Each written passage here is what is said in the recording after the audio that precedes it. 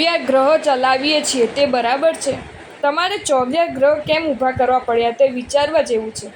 જેમ ભૂતકાળમાં મોટા મોટા શહેરો હતા, માઇલોને માઇલોમાં વિસ્તૃત શહેરો હતા, છતાં પણ ત્યાંના તંત્ર એવા હતા કે તેમને આરાધના કરવામાં ક્યાંય બાંધ ના આવે. પરંતુ અત્યારે તમારી વ્યાખ્યા શું છે? કામ ઘણું છે, ટાઈમ નથી.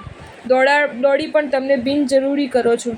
આ મુંબઈમાં સવારે દરરોજ 40 થી 45 લાખ માણસો પરામાંથી પાર્સલની જેમ ઠલવાય છે. બીજી બાજુ સાંજે બકરાની જેમ ભરાઈને પાછા જાય છે. આ બધામાં સમય, શક્તિ, પૈસા કેટલા બરબાદ થાય છે.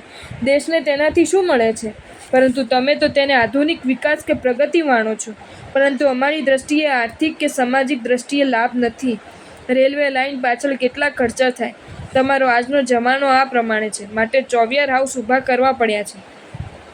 હવે આ કરવા પાછળ એવા ભાવ હોય કે આના દ્વારા સાધર્મિકના રાત્રિ ભોજનની અટકાયત થાય છે તો પુણ્ય બંધાય.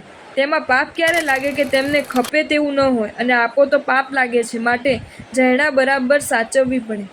ભક્તિનો ભાવ છે માટે જૈણા સાચવવાની જવાબદારી આવે છે.